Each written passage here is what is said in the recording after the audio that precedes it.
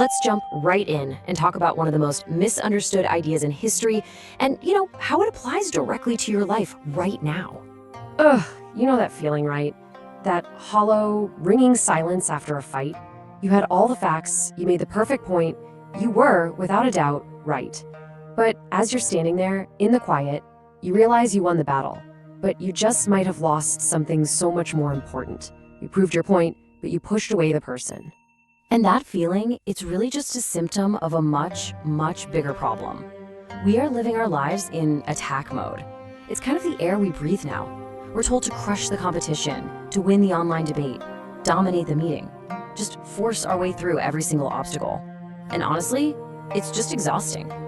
I mean, we fight these tiny little wars every single day, and we don't even realize it most of the time. They flare up in our emails with that one passive-aggressive line. They simmer in our team meetings. They can even completely hijack the dinner table, turning what should be a simple conversation into an absolute battlefield. And we've all bought into this story that if we just fought a little harder, got a little tougher, a little smarter, we'd finally get that feeling of winning. But what if that's the big mistake? What if the real problem isn't how we fight, but the fact that we're choosing to fight at all? And this is where a 2,500-year-old general offers us this moment of, profound relief. Sun Tzu wrote, "The greatest victory is that which requires no battle." Just let that breathe for a second. The ultimate win isn't about crushing your opponent. It's about achieving your goal so skillfully, so elegantly, that the conflict just becomes totally irrelevant. This is a complete and total shift in mindset. It's moving from being a better warrior to becoming a master strategist, someone who sees a totally different kind of victory. This is the art of the high-level win. So think about it like this. There are two kinds of victory. A low-level win is all about destruction. You prove your point, sure, but you burn the bridge on your way out. A high-level win, on the other hand, is about preservation. You get to your goal, but the relationship, the system, the whole project, it's all still intact. It might even be stronger. You can cross that bridge again tomorrow. Now that is real power. So how do we actually do this? This isn't just some nice, abstract idea. Sun Tzu gives us a really practical playbook, a clear hierarchy of strategy we can use in our own lives, whether we're talking about a big negotiation at work or a small disagreement at home.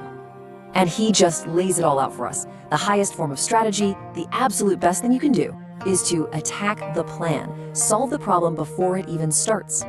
The next best, use your influence, your relationships. And do you notice what's way down at the bottom? What's considered a bad strategy? Direct, head-on conflict. And the absolute worst, attacking the city, a full-blown brute force assault. And here is the craziest part. That worst strategy, that is our default setting today. The messy public call-out on social media, the nasty corporate lawsuit, that endless, draining argument that goes absolutely nowhere. It's like a modern siege that leaves everybody exhausted and beaten down, even the person who won. Okay, so avoiding the worst strategies is one thing, but how do we actually set ourselves up for that high-level win? Well, lucky for us, Sun Tzu gives us 5 key indicators to know if we're on the right track. Think of it like a checklist for any challenge you're facing. First up is discernment. This is huge. It's the wisdom to know when you should engage and when you should just let it go. Come on, we've all been there, right? You get that one email and your fingers are just itching to fire back a response. Discernment is that little voice inside that asks, is this battle really worth my time, my energy, my sanity? So often the most powerful move is to make no move at all. Second, scalability. This is all about matching the size of your response to the size of the problem. You don't bring a sledgehammer to fix a watch, right?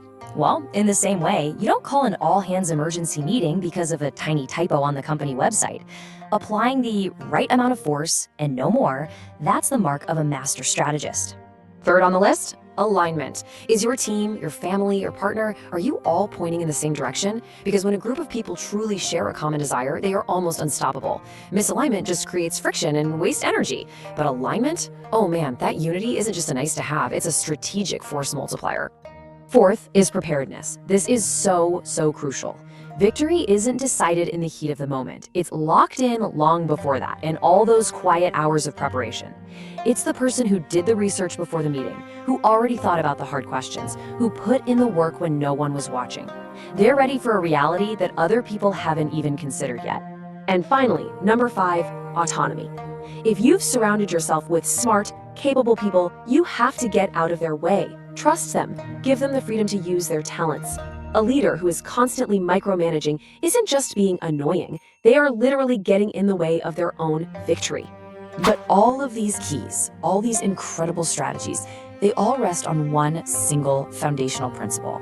So if you get nothing else from this, get this. This is the absolute heart of it all. If you know the enemy and know yourself, you need not fear the results of 100 battles. I mean, that's probably the most famous line Sun Tzu ever wrote, and for a very good reason. This is the source code of all strategy. But here in 2026, we have to look at this with fresh eyes. The enemy isn't always another person.